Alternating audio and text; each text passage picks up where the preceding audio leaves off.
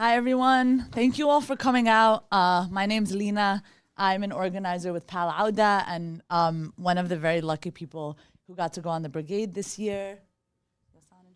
Hello, everyone. I'm Yosan, and I work here at the People's Forum, and I was also part of the brigade.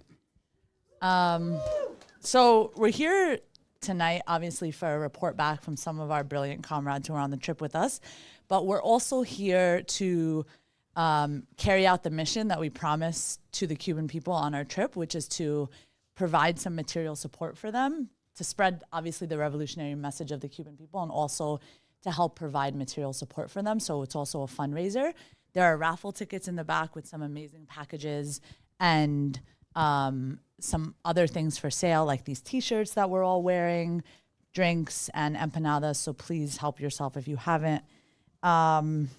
So before I introduce the panelists and Yosan talks a little bit more about the brigade, I wanted to start by giving some historical context for Cuba and the blockade to make sure that we're all on the same page, so that when you hear from our panelists, you are thinking about what they're saying and reflecting on it in the context of the blockade.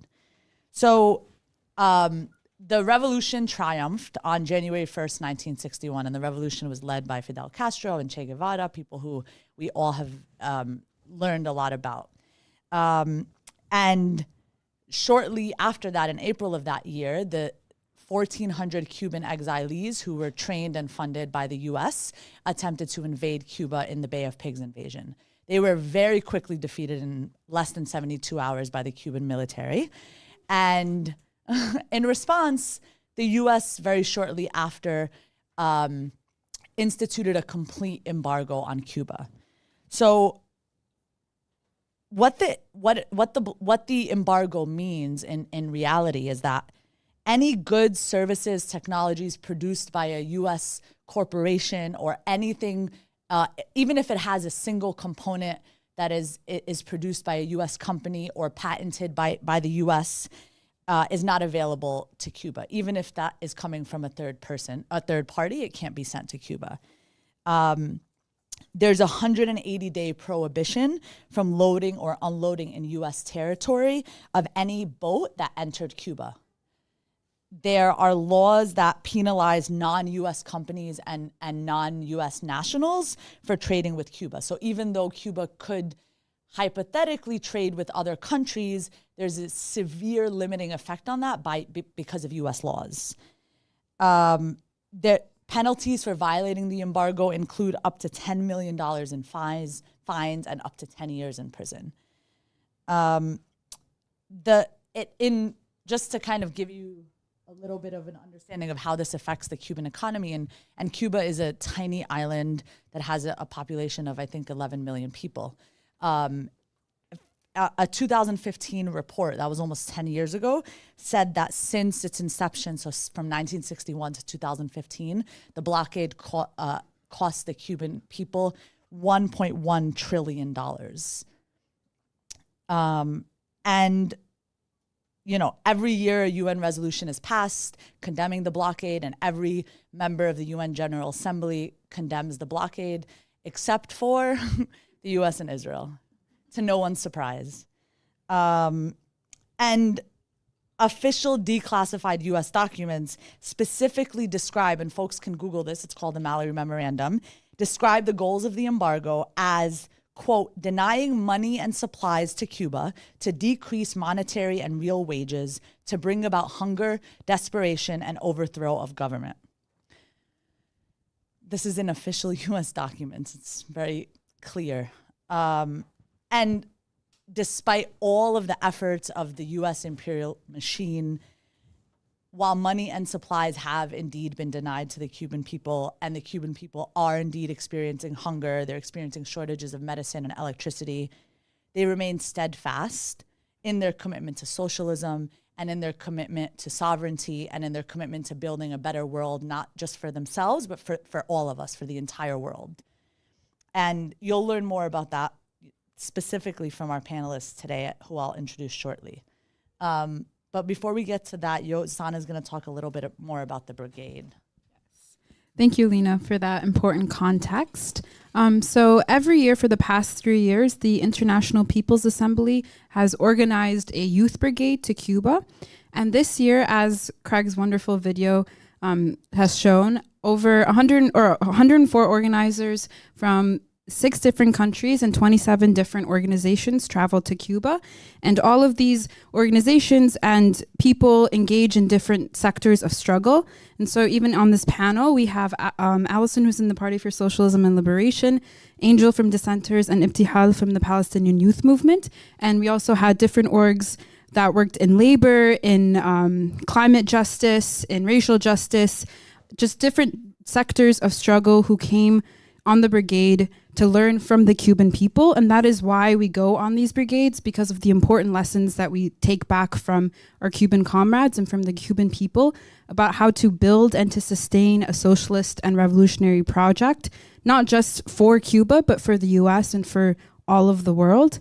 And that's why we go on these brigades, and why the brigades are so important, because the real work of the brigade starts here in the US, and like the work that we have to do, not just to end the blockade, but to struggle against imperialism in all of its faces and all of the fronts that we engage in. Yeah, thank you. And 3 main themes that we pulled from being on the brigade were unity in building a people's democracy, the importance of revolutionary culture and popular education, as well as the importance of internationalism and solidarity. And our 3 panelists will give a further presentation about these 3 aspects, but we identified them as being really integral to not only sustaining the revolutionary project in Cuba, but also ways that we ourselves can engage and struggle together, keeping all of these 3 important aspects in mind as we build a movement here in the US. So, and also, not to forget, please continue to get drinks and raffles and buy empanadas and really refreshing mocktails, because all of our proceeds will go to the Breads for Our Neighbor campaign, which is a campaign that is trying to raise funds to purchase 800 metric tons of flour so that Cubans can have flour for bread. Because of the blockade, there have been severe food shortages, as Lena was talking about, and one of them being flour. And the wheat mills have been completely starved out of any type of production. So this is just one way that we can materially support the Cuban people, because they always support us and the people of the world. So it's our responsibility as well to be there for them.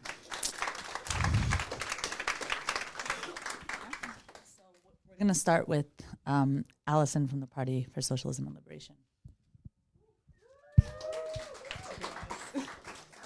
Hey everyone, so as Lena just said, my name is Allison and I'm an organizer with the Party for Socialism and Liberation. And I'm really excited to be here with you all today to share a little more about our brigade. I think I speak for most brigade members when I say that this was truly a transformative experience for all of us. Cuba shows the world what is possible under socialism, and today I want to speak directly on Cuba's democratic processes. So the United States wants us to believe that in Cuba there's no freedom, that there's no human rights, and it really doesn't take much digging beyond that narrative to see that that's a lie. All Cubans have the right to free quality education, free quality healthcare. In fact, more than 50% of the country's budget is actually allocated to the education and the health sector. As opposed to here, how in the United States, most of the budget is actually given to the military-industrial complex system. So in Cuba, members of the parliament, which is actually the highest political body in the country, do not receive any type of salary for this position. They do not receive any type of campaign funding for this, which means that the people there in leadership are there because they truly want to be an asset to their communities. They truly want to help. And again, this is such a big contrast to how things work here in the US government, where a lot of politicians seek political power just for the financial incentive, and a lot of their campaigns are funded by corporations and billionaires through super PACs.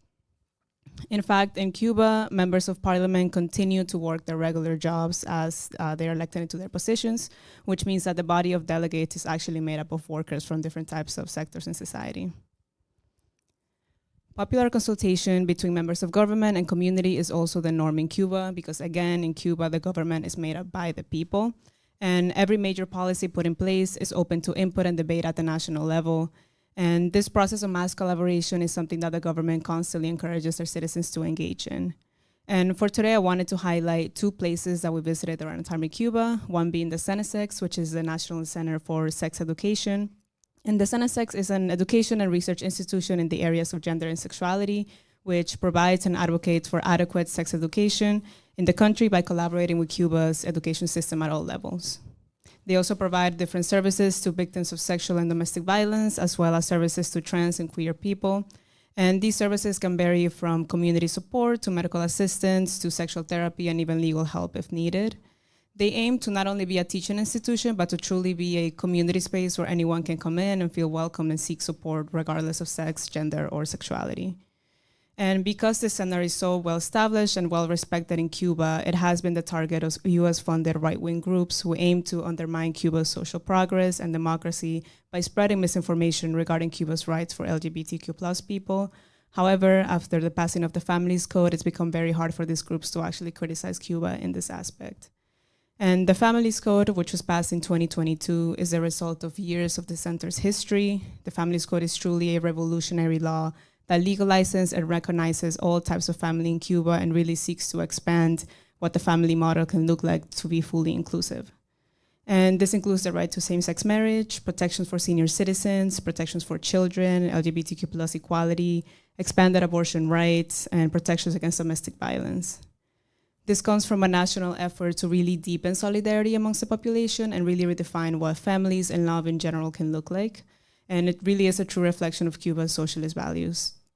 The process of establishing the Families Code is actually something that really exemplifies how advanced the Cuban democratic process is. And as I mentioned earlier, Cuba heavily relies on popular consultation when any new major law is passed. So for this code, there were tens and thousands of meetings that took place across neighborhoods, across workplaces and different organizations that involved over 6 million Cubans to discuss and input about the draft code. And 6 million Cubans is actually roughly 50% of the population, just to put it in perspective. The draft code was also available on the internet so that Cubans living abroad can actually send in their questions, and there were even in-person meetings held at Cuban embassies where Cuban diaspora can go in and participate. Overall, there were 25 revisions drafted before the final version was approved. And at CENESEX, we were even told that one of the earlier revisions was including a glossary of terms because they realized that when they first rolled out the document, a lot of people weren't exactly familiar with all of the terminology. So that was one of the first updates so people can make informed comments and questions about the draft. When it came to voting, around 74% of eligible voters actually turned out, which for Cuba is actually on the lower end. And to put that into perspective, here in the US, in the 2020 presidential election, the voter turnout was actually 66%, which here in the country, that's actually on the higher end. But another example of Cuba's democratic participation is their new constitution, which Cubans rewrote in 2019, which again underwent a similar process. This one was actually a 5-year-long process and had an 85% voter turnout. And this type of national collaboration and participation to approve new laws can only be achieved through mass organization, which the Cuban society does extremely effectively. But that was on the CENESEX. I did want to mention another place that we were able to visit, which was the Quisicuaba Center. And the Quisicuaba is an assisted living center that provides housing, food, and services to homeless and elderly people in Cuba. And homelessness is actually a new problem that Cuba has been dealing with, especially in the past few years with the worsening effects of the blockade. The root of homelessness in Cuba is vastly different than the root of homelessness here in the US. We know that here, thousands of people get evicted every single year, and that's one of the main drivers of homelessness, despite the abundance of housing that's available in the country. Thank you. I can keep going. But in Cuba, however, after the revolution, landlordism was actually abolished. And today, over 80% of Cubans are actually homeowners in the country.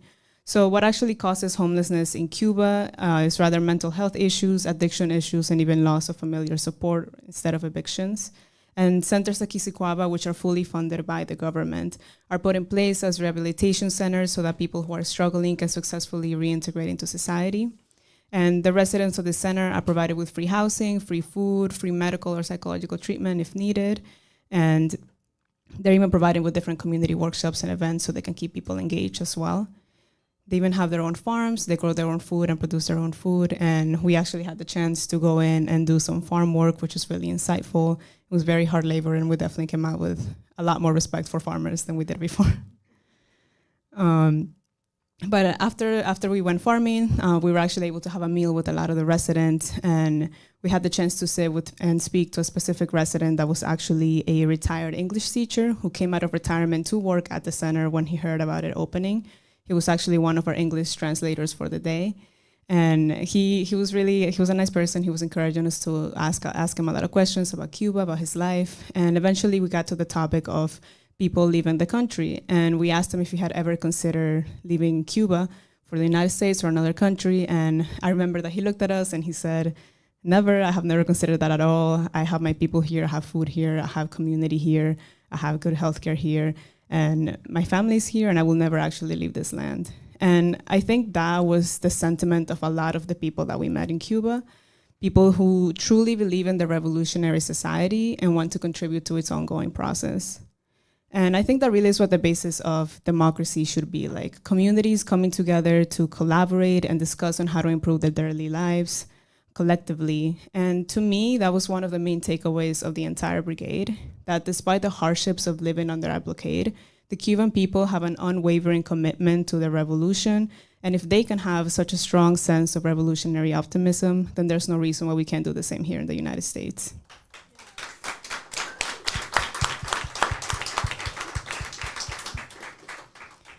I think we really owe it to the Cuban people to continue the struggle here and everywhere. And I did want to close off with a quote by one of the workers from the Martin Luther King Center, who so graciously hosted us many times while we were in Cuba.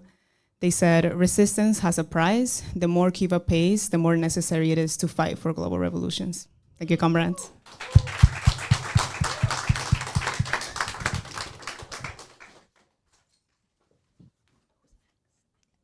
Okay, I'll pass it on to the next panelist. Hi, y'all. Can y'all hear me? Because I'm going to keep my mask on. Okay, cool. My name is Angel. I use she or her pronouns. I am with Dissenters, which is an anti-imperialist youth org. We have over 40 chapters across the country. And a part of why my comrades and I went to Cuba was to learn, what does international solidarity look like? What does it mean to be in solidarity with Cuba as citizens of the United States, organizing in the US? And personally, I was really excited to go to Cuba as a Black woman, as a descendant of chattel slavery. I was dying to know how Cuba goes. Sorry, I'm distracted. No, it's okay. I lost my train of thought. I was excited to learn about how Cuba pursues racial justice. What does the fight against anti-Blackness look like in Cuba? What does the fight against patriarchy look like in Cuba? That's what I was personally really excited to learn about. And when we were in Cuba, every single solitary organization that we spoke to stressed the importance of popular education because it gives people the tools to analyze their own material conditions in real time.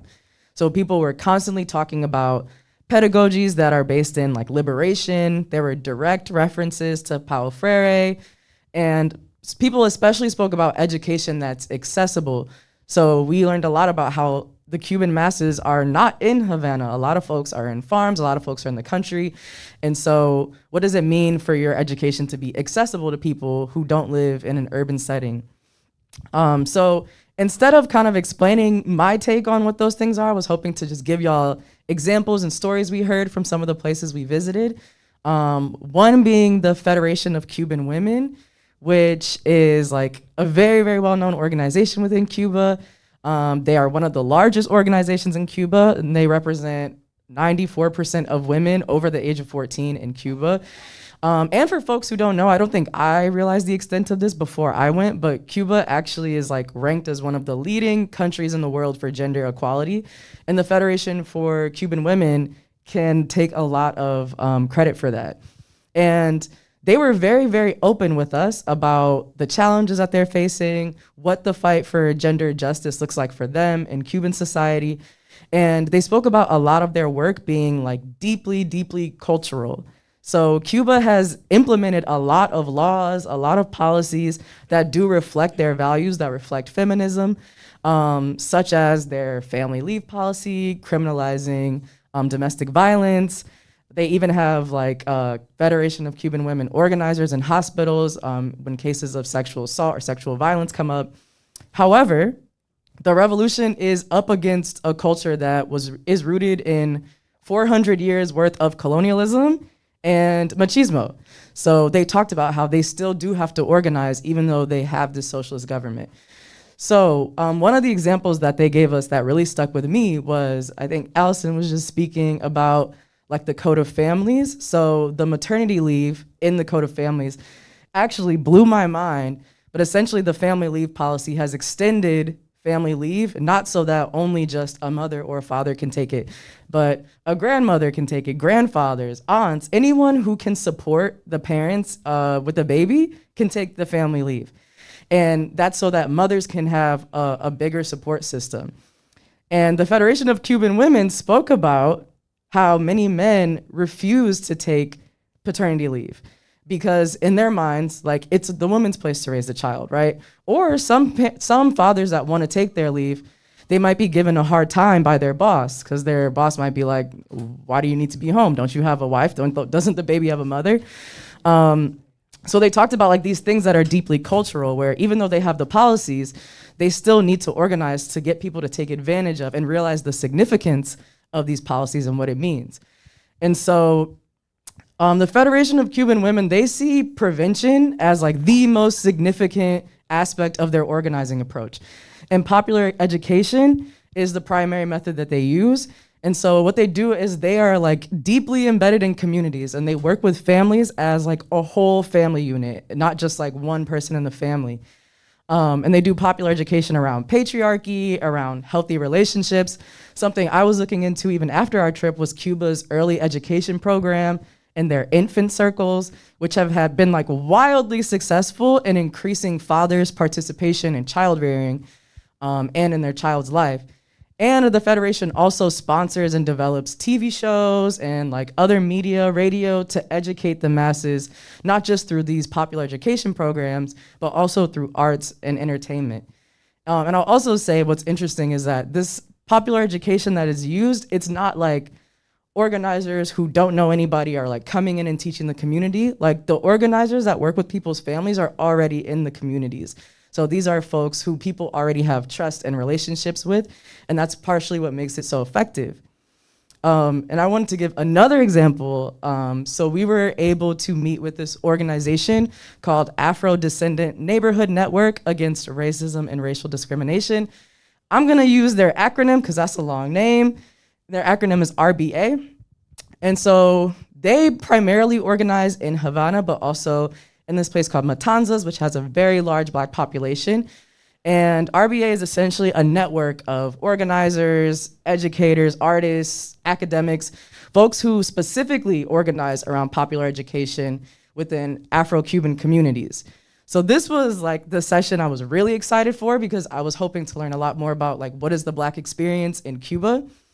And so several people that I know or that I've run into who've been to Cuba have come back frustrated and saying that like, oh, they say there's no racism in Cuba, and I know that's not true, and that's erasure of Afro-Cubans, and that's wrong.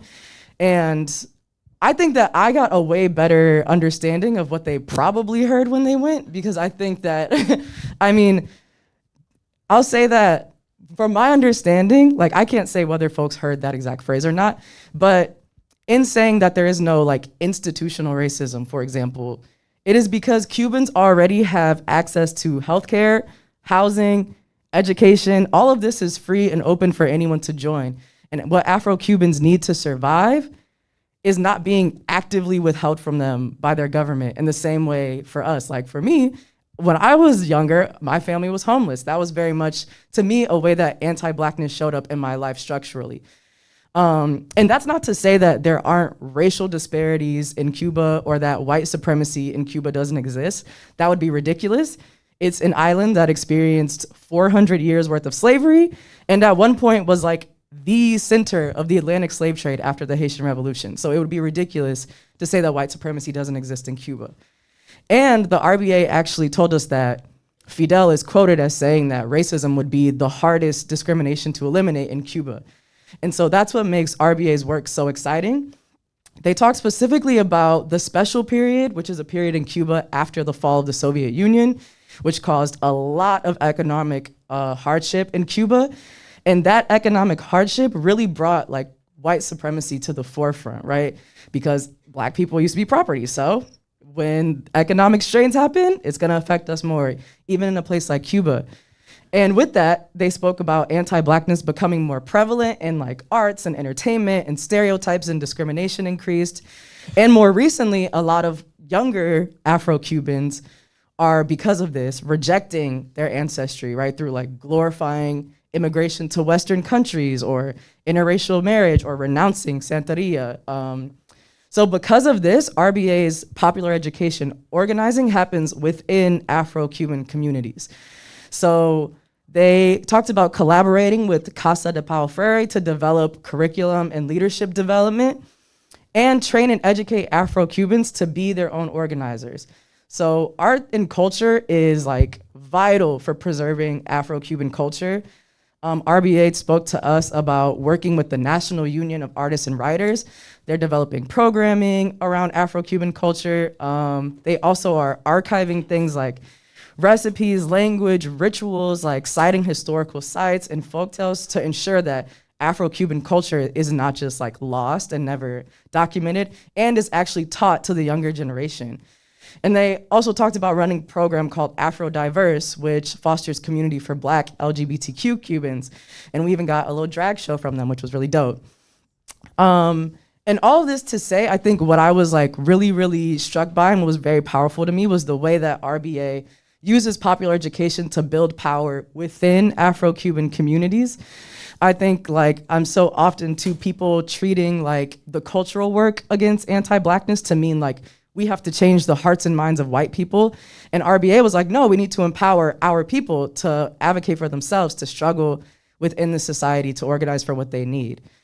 And so I will just say, because I know I'm talking a lot, that some of the main takeaways from like these experiences especially was that like our job, people who identify as organizers, is not necessarily to tell people what to think, to tell people that this is right or that is wrong, but that in a true democratic socialist society, right, the masses of people need to be able to critically think and analyze conditions for themselves, right? You can put in a policy, but if folks don't understand the significance of it, then it's only gonna go so far.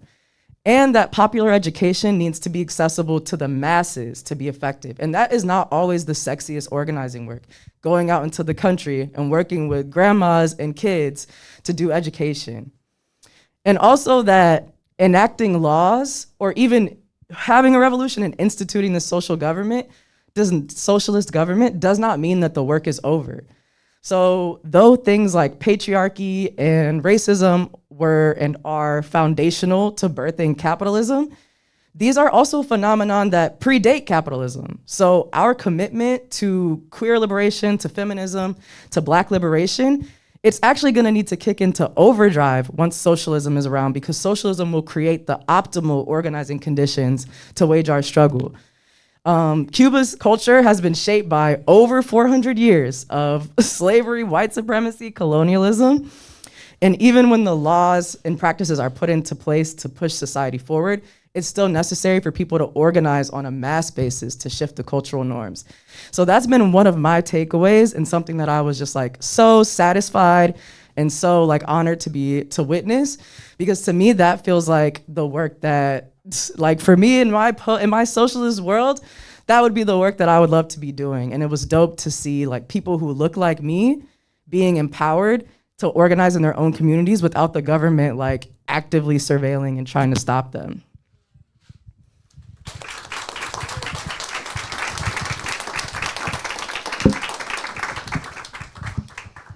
Hi. Whoa. I'm Ibtihal with the Palestinian Youth Movement, and I first wanted to thank my comrades on this panel for an incredible report back, and also everybody else that was on the brigade and went into making this brigade happen. Incredibly humbled and grateful again to have been on it. I kind of wanted to provide, also I'm gonna be speaking about internationalism. I kind of wanted to provide like a quick, brief political grounding for how the Palestinian Youth Movement was also viewing being on this brigade. We joined this brigade in a critical moment as the Palestinian people face the force of Zionism and the full weight of US imperialism. It was important for us to be here, to be in Cuba, to learn from the Cuban Revolution. For us, Cuba is a political project and a vision of what our world can and should be, and it shows us what's possible when we structure society to meet the needs of the people. So Cuba undergoing blockade is part of the same trajectory of imperialism as our own struggle, and understanding that blockades are a tool of imperialism to suffocate populations that resist against imperialist powers as an attempt to stifle their revolutionary potential. So the US blockade is the US punishing Cuba for its successful revolution and Cuba liberating itself from US hegemony. And Gaza is under siege because it dares to resist that same imperialism and Zionism. And even under such harsh conditions of blockade, Cubans and Palestinians insist on life and revolution. I just kind of wanted to provide that as just thinking about how we were thinking. Because also, I mean, I'm sure many of you in this room understand we're in a moment of mass movement building and mass mobilization for Palestine, where the image of Zionism has been shattered, where imperialism has been exposed, and where the US and Israel have been isolated on the world stage. And it's crucial that we understand this theme of internationalism as part and parcel of this very image that's being shattered. So I kind of wanted to also start with a definition to internationalism that was given to us right before the brigade, as internationalism is not giving what we have left over, but giving from what we have. And this framework set the groundwork for how we viewed internationalism in Cuba and the significance of internationalism and international solidarity to the Cuban socialist project and what it means for us here.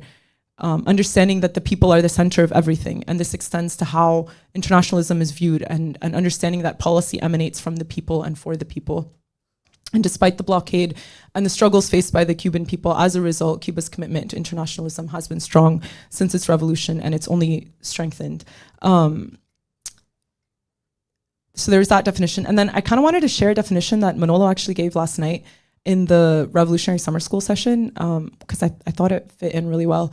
He said, internationalism is not a belief, it's also not a choice. Internationalism is having a concrete understanding of the international correlation of forces and having the capacity to build unity of our class to defeat the ruling class. And so I kind of wanted to jump into some of the concrete manifestations, I guess, of internationalism that we got to see and got to be a part of on the brigade. We learned a lot about medical missions that Cuba sends, and I'll talk a little bit about this more in a bit, but Algeria received the Cuban medical team of 55 in May of 1963. We also learned about literacy programs, because not only is Cuba far more advanced than many countries in terms of their own literacy, but also in advancing literacy in other countries in Latin America.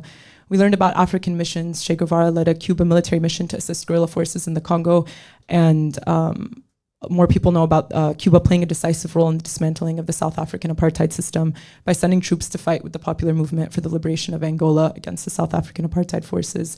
The Cuban government has historically and consistently condemned US invasions and occupations of Iraq and Afghanistan, and has stood with the people of Palestine against US imperialism and Zionism. And Cuban internationalism has even extended its solidarity to the United States. Cuba offered the assistance of more than 1,000 doctors who were ready to go to the US following Hurricane Katrina.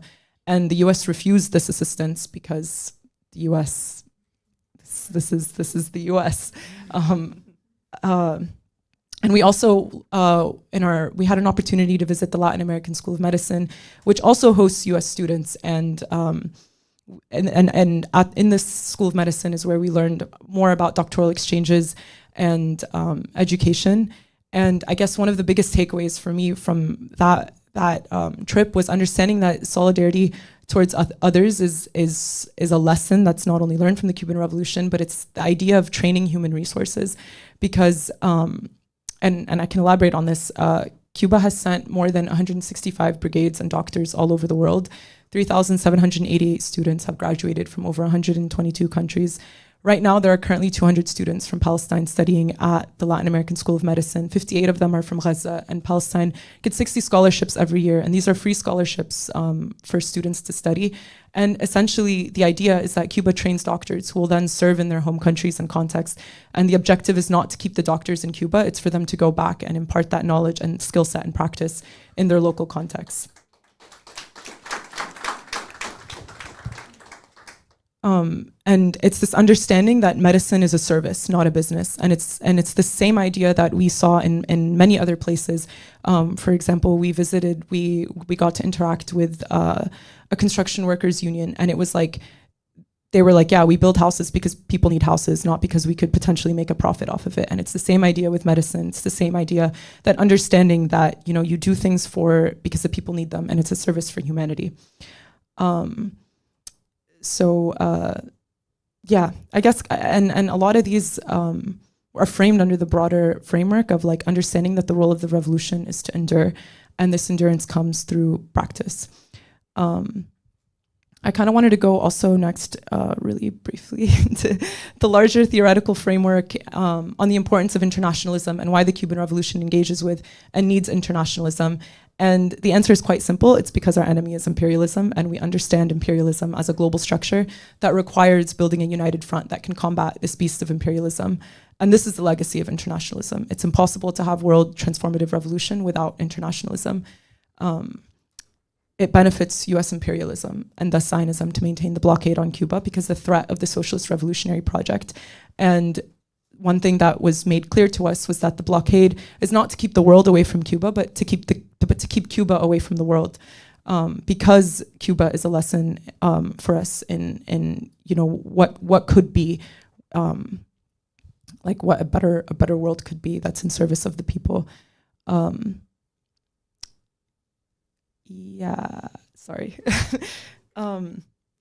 Yeah, I guess I kind of I can jump straight into more of my conclusion. But I guess like for me as an organizer with the Palestinian Youth Movement, seeing the significance and the strength of internationalism kind of really emphasized to me the same ideological reasons that Gaza is being bombed to death is the same reason that Cuba is being choked with sanctions, because they both dare to resist, and they both dare to insist on their dignified sovereignty, and they both threaten US imperial hegemony and control. And understanding that solidarity is not just a sentiment, but a shared strategy. All of us on the brigade were welcomed with open arms. We were fed as though there was an abundance at a time of a severe food and fuel shortage. And it became quite clear that this is, we weren't just given special treatment because of the nature of the brigade or the delegation, but it's because this is who the Cuban people are and what they believe. And I really do want to emphasize that us returning that same solidarity would be an easy manifestation of that would be to donate to the Bread for Our Neighbors campaign and to really uplift this effort to send flour to Cuba. Because Cuba is also a lesson for us in perseverance. And in learning about the history and experience of the development of the Cuban Revolution, we find many answers to understanding what work is required of us and our struggles here in the heart of the imperial core. Yeah, I guess, or I can end with a quote that something a comrade had said was, we cannot emerge from this moment without international solidarity if there's no unity in the world. We cannot march on one revolution alone and cannot solve the problem. We have the same problem and same enemy, so we need a shared strategy. Solidarity is to construct together strategies for the struggle. And yeah, Cuba is definitely our biggest hope for victory and our biggest hope for all national liberation struggles, all struggles to defeat US imperialism. And it's our responsibility and commitment to safeguard the Cuban Revolution in order to protect the future of all revolutions. And a large aspect of that is popularizing what we've learned in Cuba and building the movement for its freedom, or I guess our freedom more so.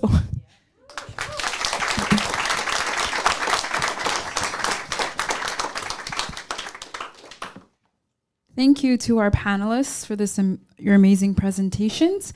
Before we move on to the second half of our program, we wanted to introduce some special guests that we are very lucky to have in our space today. Yuri Gala, the Ambassador and Deputy Permanent Representative of Cuba to the United Nations, and Joangel Palindo, the representative to the Cuban mission of the United Nations as well. If you two could come up.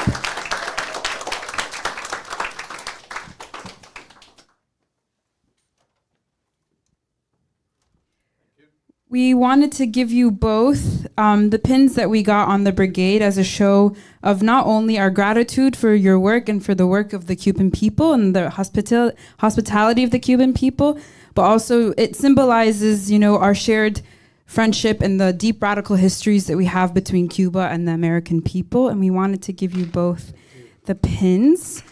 You all can't see right now, but on the pin we have the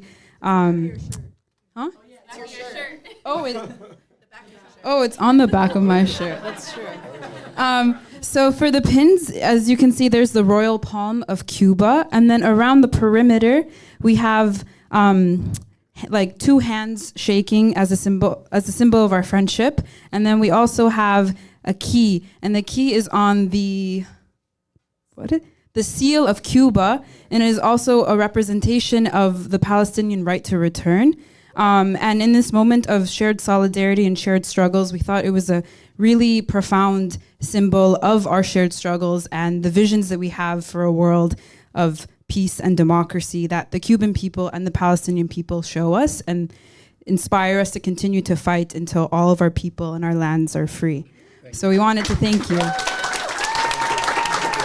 And then, if you want to say... Well, first of all, let me thank you for inviting us here to be present, and we have listened to some of your comments.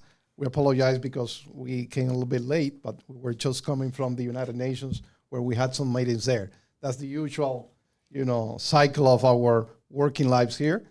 But we're very, very grateful of your visit to Cuba, to those who could make it to Cuba, and I hope it's not the last time that you go there.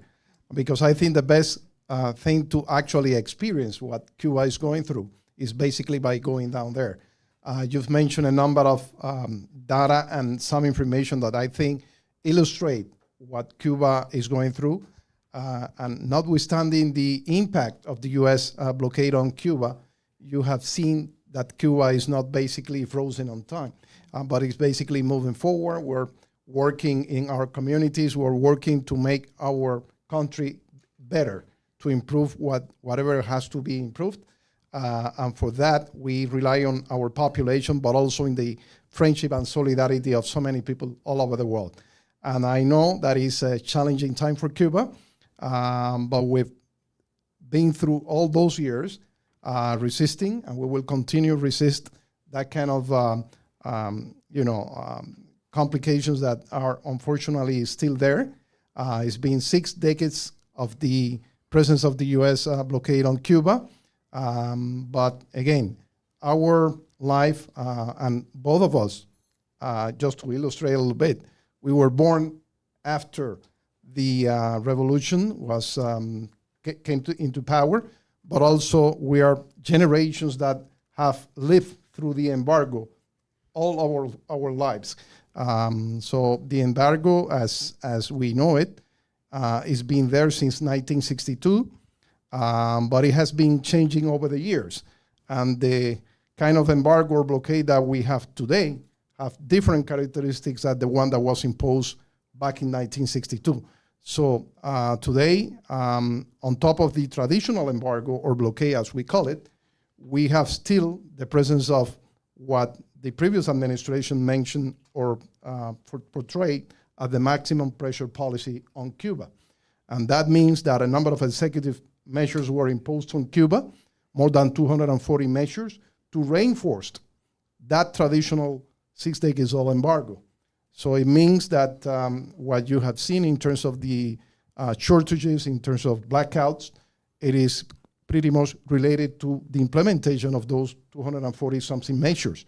Because when we talk about the maximum pressure policy, which is, by the way, a name that was actually utilized publicly by the previous administration when they were actually implementing those measures, it was basically an attempt to overthrow the Cuban Revolution. And we're talking about specific measures targeting certain sectors of our economy that were very, very important for the Cuban society. And that's something that we're still resisting as we speak. And we're talking about our hospitality industry, tourism, or the basic transportation of fuel to Cuba.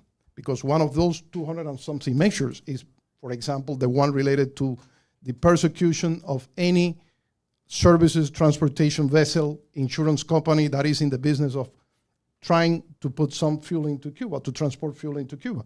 So anyone involved in those operations are subject to fines, sanctions, because of the implementation of those measures that I've mentioned before.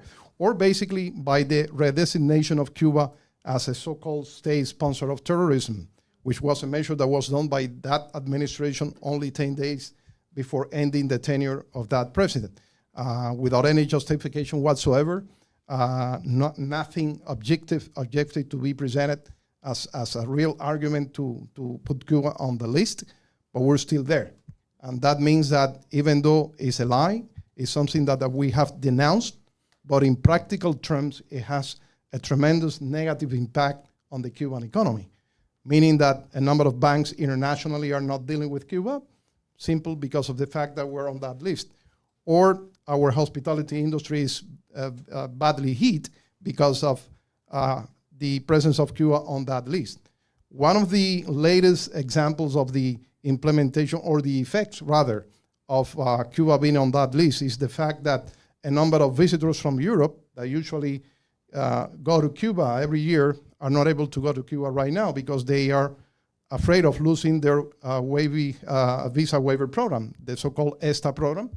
And we just knew that around 300,000 Europeans have lost the ESTA privileges because of being in Cuba at some point. So once you visit Cuba from Europe and you are actually one of the beneficiaries of the ESTA program, you will lose it automatically because being into Cuba. So that's an implementation of the SSOT designation into Cuba. And obviously it conveys a chilling effect or a message of discouragement to other people who might want to visit Cuba. So those are the real effects that we're going through as we speak. So we had the pandemic. We have overcome the pandemic in Cuba. I'm sure you've seen that. And we had to do it using our own means because obviously when Cuba was going through the pandemic starting in 2020, 2021, we didn't have access to vaccines at the time. You might remember that the vaccines that were available at some point in 2021 were basically the ones developed and produced by industrialized countries, including the United States. And well, Cuba was not able to access those vaccines, so the decision of our biotech sector was to come up with our own vaccines. And we developed not one, but 3 homegrown vaccines to provide to the population in Cuba, and Cuba managed. And as a result of that, 90% or more of the Cuban population has the full scheme of vaccination in Cuba, and we were able to go or to overcome basically that very complicated time that we had at the time in 2021, 2022. But still, obviously, since we have to devote a lot of resources to that, we're still in the recovery phases in terms of the economic numbers. But again, the society is not basically, as I said, frozen because of the difficulties. Our parliament is working really hard in order to continue the process of improving the legislations in place. I'm sure you are aware of the latest legislation that Cuba, the parliament adopted, it was passed by a referendum. And one of the recent ones was the Families Code. I'm sure that you have heard about that in Cuba, but we're also making progress in other pieces of legislation as well. But again, I think that for us, it's something that it is in our social fabric to resist, to continue moving forward. And it's not basically a resistance just for the sake of resist. It's basically a creative resistance because it's not only to resist, but also to continue moving forward. And you've also spoken about the internationalism, the solidarity, the cooperation. And yes, this is also a feature of the Cuban Revolution because we were actually recipient of a lot of solidarity and internationalism. So it's only for us to be grateful for that and to also provide cooperation and solidarity and internationalism to other countries of the world. And we started back in the 60s, as you've mentioned, by sending a medical brigade to Algeria back in 1963, if I recall correctly. But we have kept that international cooperation to other countries of the South. I personally witnessed that kind of cooperation in Jamaica when I was ambassador of Cuba to Jamaica, when I spent 4 years there. And at the time, we had about 200 to 300 health specialists in Jamaica, basically working in the hospitals, in clinics, in the eye care center that was established in Kingston to take care of a number of illnesses free of charge for the population, because that was part of the bilateral project between the authorities of Jamaica and Cuba, whereby Cuba was providing the health specialists and the recipient country provided a center for them to work. By doing that, we were able to address a number of difficulties or a number of patients that needed some surgeries, like pterygium, retinopathy, and some other illnesses in the eyes. And for the same time, for the first time, a number of those patients were able to see, actually, because we're talking about not obviously rich, the rich part of the population, but the more vulnerable population of that country. And that's the idea when we talk about international cooperation, when we talk about the medical brigades that were sent to a number of countries and they are still present there. Even during COVID-19, when we were actually struggling in Cuba to try to address that challenge, we were able to send, as you've mentioned, a number of health specialists to more than 40 countries all over the world. Not only developing countries, because at some point we received requests from developed countries as well. For example, Italy, back in 2020 or 2021, had a very, very difficult situation with its population because of the lack of human resources, because some of their physicians died in the process, and nurses too. So we agreed to send 2 or 3 medical brigades to Italy, and we did the same to Andorra, which is also in Europe. And that's on top of the existing medical brigades that we had on the ground in different countries in Africa, Asia, and Latin America. So we did that. And for us, it was also, I would say, a manifestation of the solidarity that the Cuban population practices on a daily basis. Because you might recall that at the time, nobody knew what was COVID-19. So when you send a medical brigade to a country without any vaccines or something like that, they basically are taking those risks. But that was done on a voluntary basis, because that's the idea when it comes to medical cooperation. And that's not the only time that Cuba have done that, because when in Africa, Ebola strike, we were able to, the Ebola outbreak in Africa, we were able to send a medical brigade also to a number of countries to help them fight Ebola in Africa. Or when we actually sent a number of physicians to Haiti when they had the cholera outbreak as well. So there's a pattern of providing medical cooperation or assistance to those countries.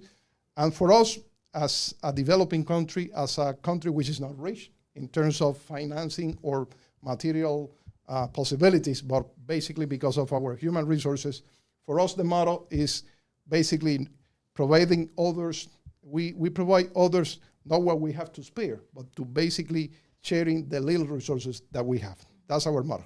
Thank you so much.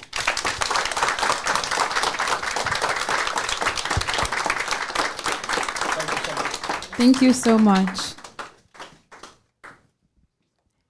And now, to close us off before we open back again for our Q&A session, we are going to have Jalen Strong read us 3 poems by Cuban revolutionary poet Nancy Morejon.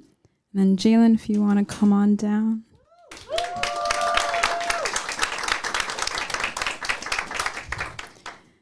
Jalen is a beloved comrade and also part of Artists Against Apartheid. Yeah, thank you so much. I think that was such a wonderful panel. I'm excited to hear some of the questions that are turned up. Thank you so much for those insights. I think especially as we come to understand and relate to Cuba as organizers, as revolutionaries here in the belly of the beast, it's quite important for us to have this cognizance and this consciousness at which we operate and work through. And I think everyone who was on the brigade really provided these incredible insights and also this portrait, right? It's important that we have this portrait in this scene.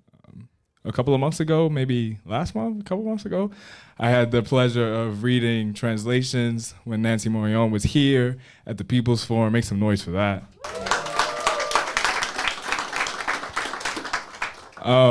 Nancy, I think, really just blew us all away with her insights, with her history, with her knowledge, with her memory.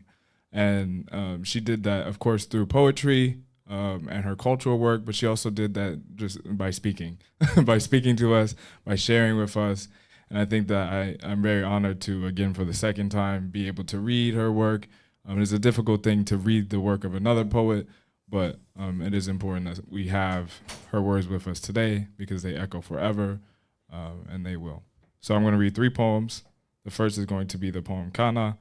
The second is going to be Coffee. And the third is going to be the very famous Mujer Negra, or Black Woman.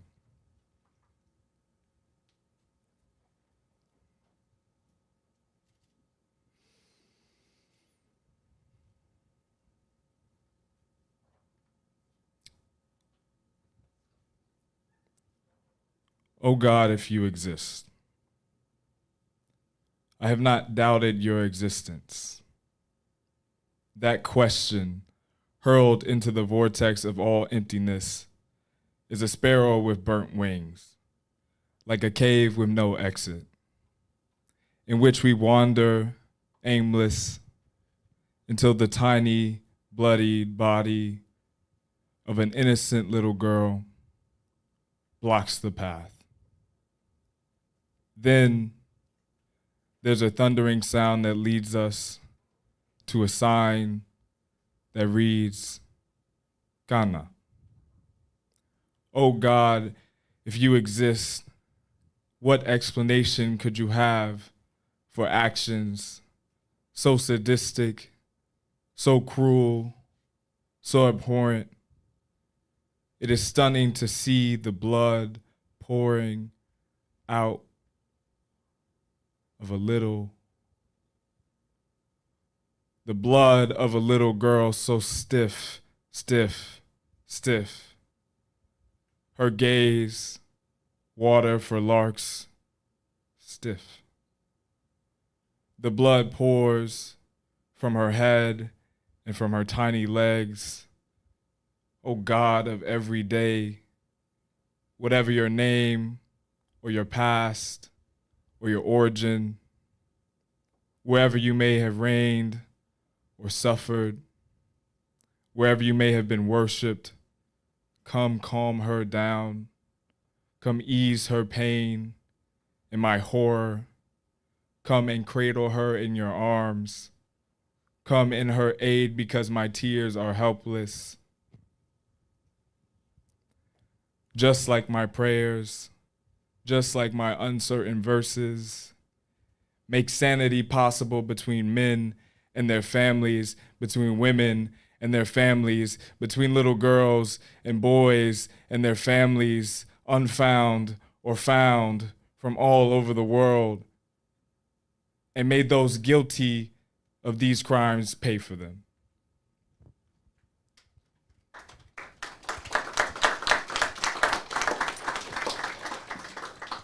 The poem Cana specifically, Nancy gave us context and read it in sort of the relevance to the moment that Ibtihal spoke to in the struggle in Palestine, and is recounting the story of images that she saw coming out of a southern Lebanese village with a sign reading Cana.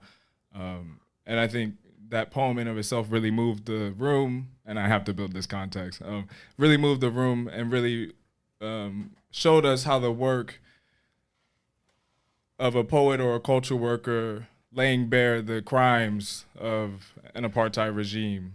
She talked a lot about South Africa, but the apartheid regime, the Zionist entity, how those crimes must be paid for and how they must be legible, how we have to hear these things, how we have to read them, how we have to see them, how we have to describe them, and that is the work of that revolutionary poet.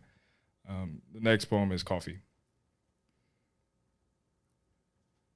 Mama brings me coffee from remote seas, as if the story of her life hovers around each smoky sentence. that weaves itself between us.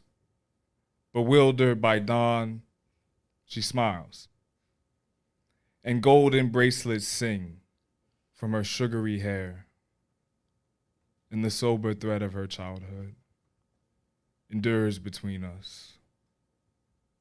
We would like a tall flamboyant from the mountain in whose daunting shade a troubadour might sleep.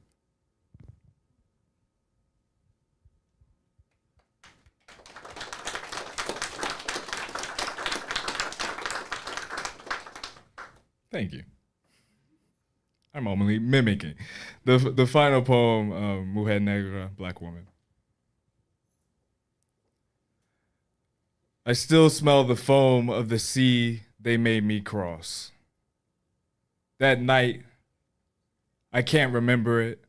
The ocean itself could not remember that, but I can't forget the first goal I made out in the distance, high, the clouds, like innocent eyewitnesses. Perhaps I haven't forgotten my lost coast or my ancestral language. They left me here, and here I've lived. And because I worked like an animal, here I was reborn. How many Mandinga spics did I look for strength? I rebelled. His worship brought me in a public square. I embroidered his worship's coat and bore him a male child.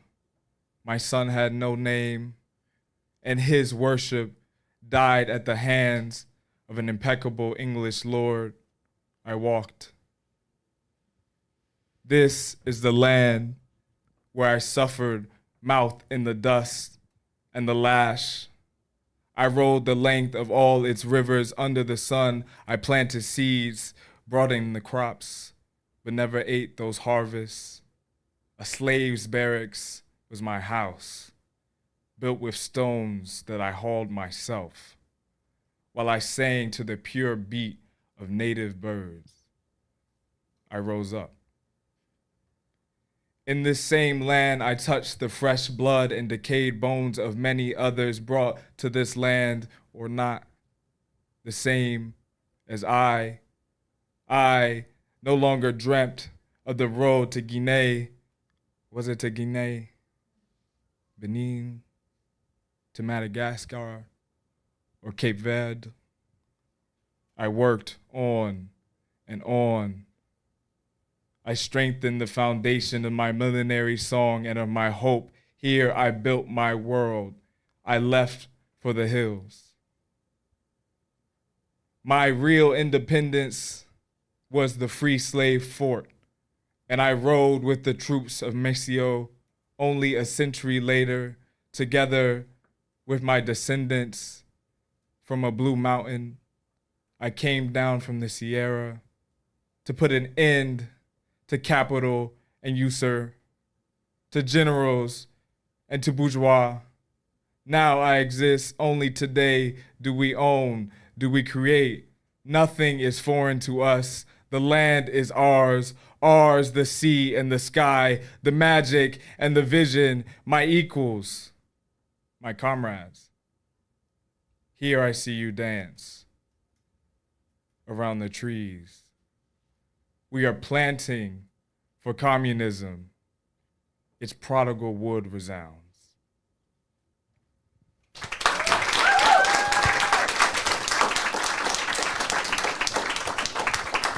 Thank you. That was beautiful. So in the last 15 or so minutes of our program, we're going to open it up for Q&A. And there's some other members of the brigade here, so you can ask the panel, and I'd say any of the other members of the brigade who want to jump in to answer a question should definitely feel free. Don't be shy.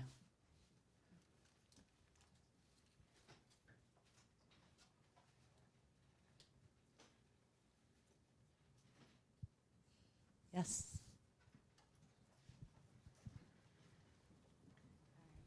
Hi, everyone. I didn't have so much of a question, but I just wanted to add on the question of on the topic of Cuba and internationalism. As a Colombian American, I really have to thank Cuba because after a 52-year civil war that was funded and ran by the United States in Colombia from, I think it was I forgot the exact dates, 1964 maybe to 2016. That was literally funded by the United States, so much so that they funded death squads against the leftist guerrilla army that was trying to take power. And they would literally tell these death squads, the more leftists that you kill, the more money we will give you. So what they would do is that they would kill civilians, many times youth. Once there was a case of a soccer team of youth that they would kill and put on leftist guerrilla uniforms on them so that they could cash out from the United States. And when they would displace our people in Colombia, a lot of the big U.S. corporations like Coca-Cola, Monsanto, and these big agriculture corporations would take up our lands or exploit the labor of our people using these death squads to put them in fear. And Cuba actually did the opposite. So a true testament to who Cuba is and to what socialism stands for, because they created the pathways to peace. They opened the doors for both the FARC-EP and for the government to sit down in order to have a peace negotiation in 2016, the same way that they've offered, political asylum to many black leaders like Assata Shakur. And had it not been for Cuba opening the door to this peace process and creating the pathway to this peace process, we would have still been in war today in Colombia and still seeing the deaths of multiple campesinos and youth because of this. So thank you so much, Cuba. A true testament of socialism. And the U.S., a true testament of the opposite. Thank you.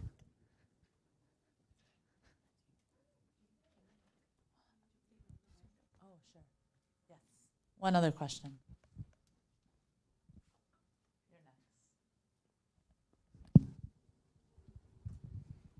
Thank you so much to everyone on this panel and to the Cuban people. I wanted to ask about the effects of climate change and whether that was anything that was touched upon during your visit. Obviously, being an island country, it's something that Cuba's susceptible to. So just curious as to whether that was discussed at all during the brigade. Thank you. I can answer that a little bit. I mean, we went to the Fidel Castro Center, and one of the things that we learned there was that Fidel was one of the first people on an international scale to talk about climate change, and I think the late 1960s, and instituted a lot of policies internally that countries in the global north were not even thinking of at the time. I don't know. We were obviously on this brigade for less than 10 days, and there were so many areas that I left wanting to learn more about, and that was definitely one of them. But I think that the Cuban people's attitude towards climate change is their attitude towards everything else, is that they do not exploit people or labor or the earth, and they understand the value of the earth and that we have to take care of it, and that capitalism destroys our climate. I don't know what specific measures. We didn't have, I think any of our trips weren't focused on that specifically. So I don't know, but I think, we have Cuban officials here who could, but did one of you want to say? Well, I thank you for the question. Yes, climate change is a very important topic for Cuba, being an island in the Caribbean. Obviously, we are very affected by the effects of climate change. And that's why we have came up with a national strategy called Life Task in Cuba, or Tarea Vida. And you can actually get information on the internet. But that's a national effort that we have developed to try to mitigate and to address the challenges of climate change. And we're talking about a national strategy that is comprised of different elements, different specific policies, and is based on research and scientific data. And what we've done was basically to put together the research centers in Cuba to try to come up with proposals. And basically they lay out a plan for about, the scope of the strategy is 50 years. So it's a strategy that we're envisaging what we should do as a society in 50 years' time to try to avoid flooded areas in our society and where to build. Because if this specific area will be flooded in 50 years' time, then you have to start implementing policies to try to prevent construction or to the development of certain agricultural areas in those specific places. And we've been incorporating communities, specific institutions, not only government, but civil society, I mean, everybody, all hands on deck, because obviously climate change will affect us all. And we are implementing that policy as we speak. Obviously, the government and the leading agencies are playing their role, but the whole idea is to involve the population into the consciousness of what climate change is, what the effects are, and what the society has to do in order to actually adapt to the impact of climate change. And for us, it's very visible because obviously every year we will be hit by a major hurricane in Cuba, and we have to adapt to that kind of issues, and drought seasons are more complicated every year. So we have to really put forward something based on science and technology to try to put forward very sound proposals. Obviously, being a developing country is challenging sometimes because you will need some funding for that, some financing. But in the meantime, we are trying to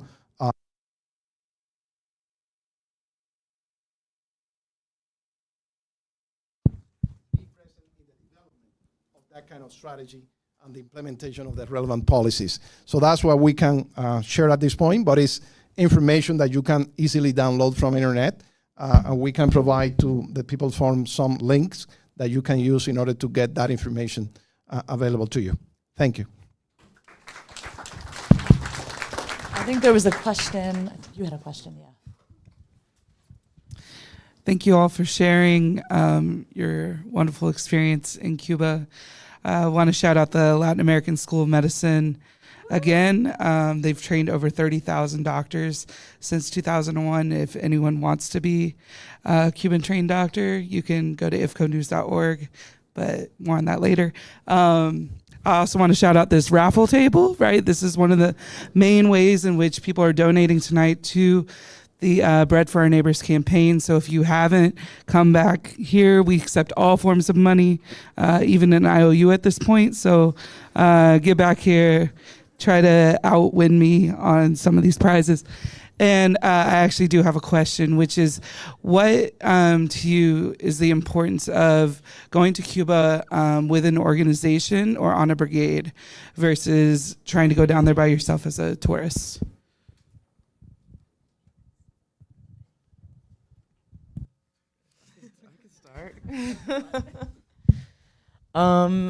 I think it was important to go on a brigade like this because I think, first of all, like I can speak for myself, I don't know nobody in Cuba. So if I were to go to Cuba as a tourist, while that would benefit the Cuban people, like economically, I wouldn't be able to actually speak to like the vast array of people that we got to speak to, because we got to speak to doctors, we got to speak to educators, we spoke to students, we spoke to union organizers, we spoke to people in labor, we spoke to people like literally across the spectrum. We spoke to elders, we spoke to young people.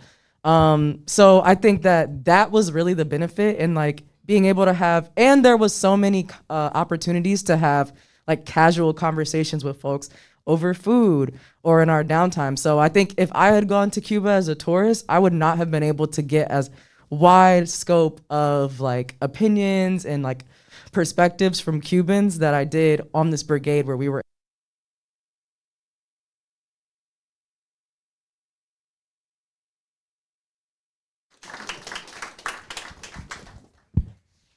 Hi, my name is Rachel. I was on the brigade and I've also been to Cuba alone, just on like literal tourism before, in my early stages of wanting to show solidarity with Cuba. And I can say firsthand that I made probably no impact in going by myself. I think one thing that we heard, like a common theme from the Cuban people, was that as much as we were gaining from them, they were also gaining from us, showing that there's 100+ young people from the United States, the belly of the beast, that are here to learn from them and stand with them in solidarity against the blockade.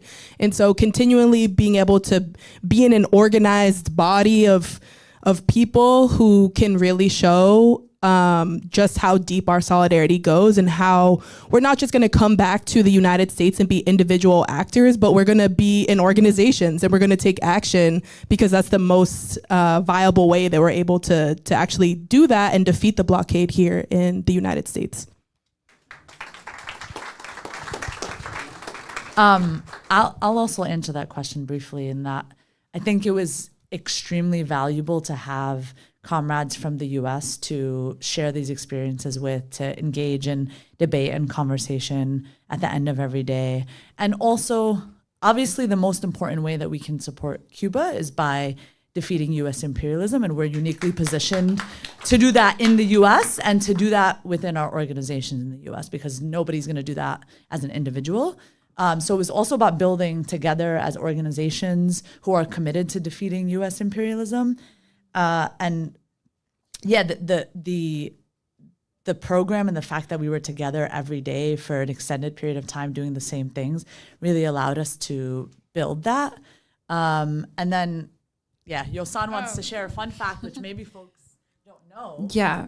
So under the blockade and the conditions of the blockade, you actually can't go as a tourist. It's illegal because the U.S. by any means is trying to strangle the Cuban people.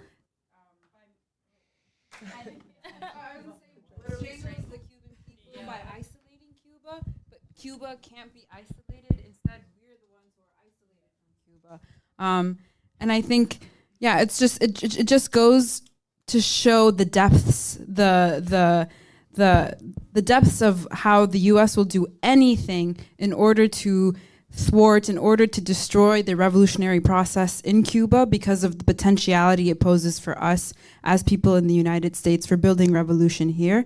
And if we don't have access to Cuba, then, you know, our inspirations and our optimisms get dwindled. And what I was saying before, it's like, it's not that Cuba is isolated from the rest of the world, but it's the rest of the world that's isolated from Cuba, and all of the lessons and guidance that we can learn from the island. And yeah, tourism is one of the ways. But yeah, that's why I just wanted to note. I think we have time. Use both these mics. I think we have time for maybe one more question. Does anybody else have a question? Yes. Oh. Two more. Let's do both the questions at the same time, and then we'll have folks answer. So, go ahead. Hi, thank you all so much. This has been so invigorating and encouraging. I was wondering about the material conditions of queer and trans youth in Cuba, and like some of their triumphs, some of their challenges, and was wondering if you all got to speak to any of them, and maybe what stood out from you from those interactions.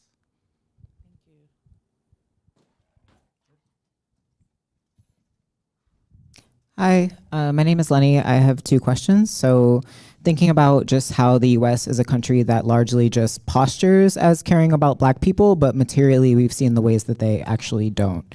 I think in terms of thinking through just how the ways that Cuba has supported the liberation of Black folks, and supported material policies that were mentioned in the panel of supporting Black folks, just I got the opportunity to visit Cuba in 2022 and visited the Centro, the CIM, I'm blanking on the Spanish way to say it right now, but the Center of Molecular Immunology, and just thinking about the ways that the U.S. prevents cures that Cuba has created from getting to the United States, specifically thinking about diabetes as a disease that inflicts many Black people in the United States, and forces them to get amputations just if there are more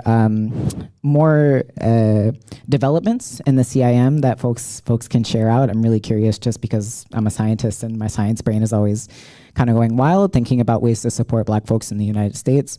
My second question is just, one of the panelists mentioned the state sponsor of terrorism list that Trump instated. And I think a lot of leftists and folks who support the Democratic Party were banking on Biden to reverse some of these policies that Trump instated. And we were very disappointed to see that he actually did not make any material gains. I'm wondering if we can kind of think through, what does that mean for our project that we're building in the United States in terms of how we build our project, knowing that Biden has not made any material progress on reversing these inhumane blockades on Cuba? Thank you, both.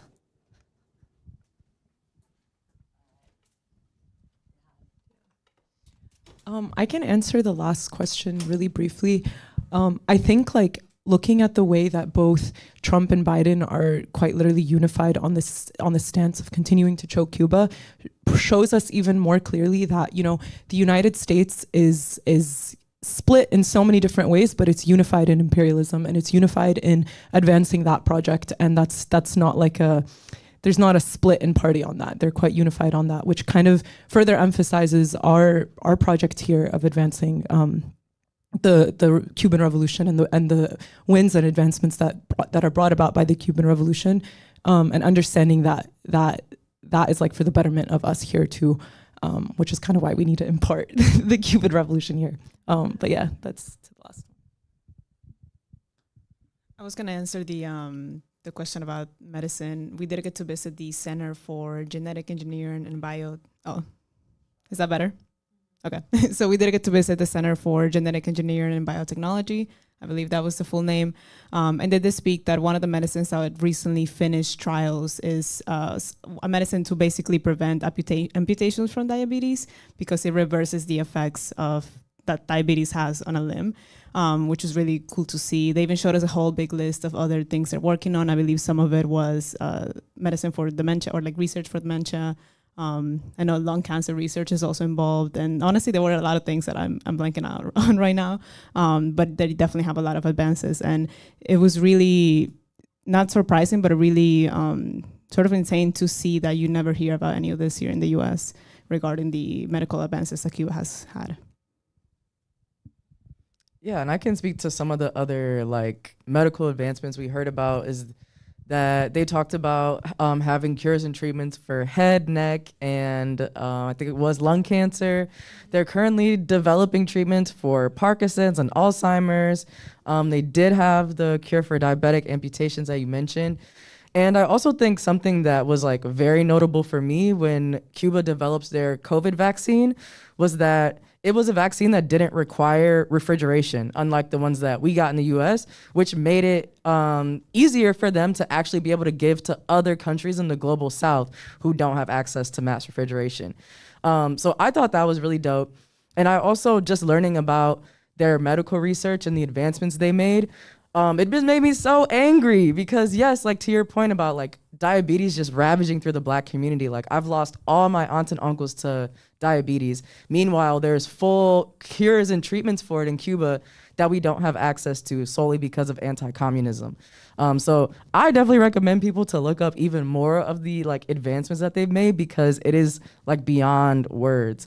And I also want to re-up your question about trans and queer youth because I know some folks did get to visit the center that focuses on that, but I was not one of them. You were one? Oh, period.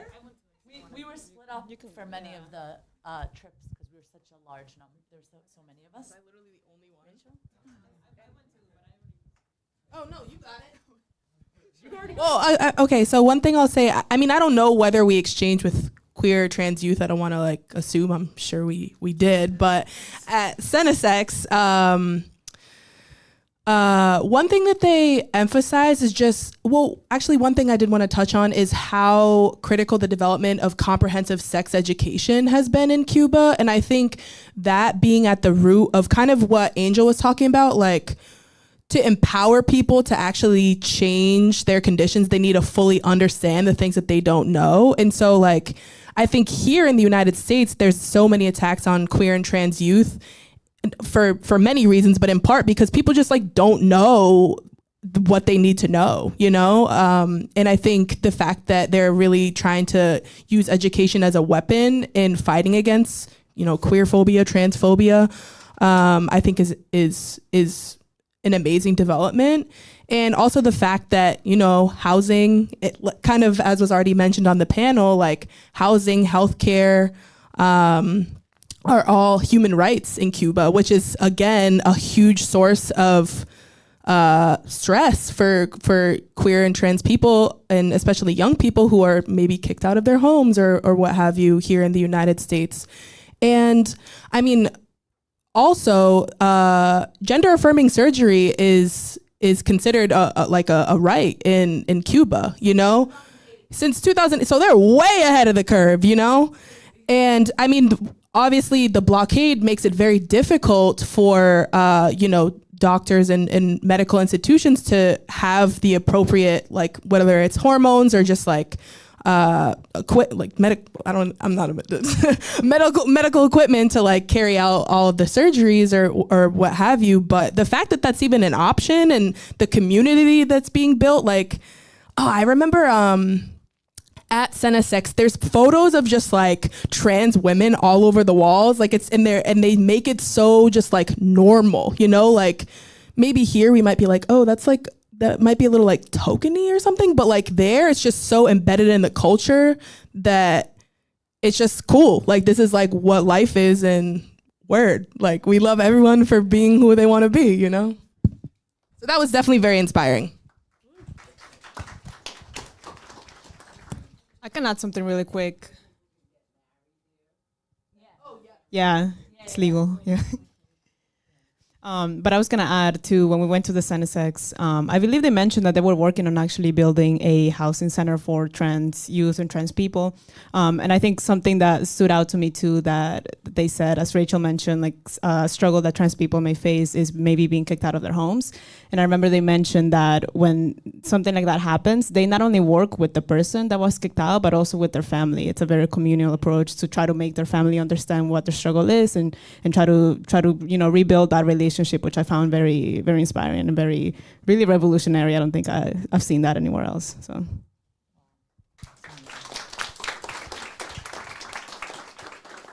All right, so we're gonna wrap up, and you know, there will be some time for folks to grab a drink or an empanada if they haven't, buy raffle tickets, plural, and then we'll call out the raffle in a couple of minutes. Oh, and there's a photo booth. All of the proceeds today, obviously.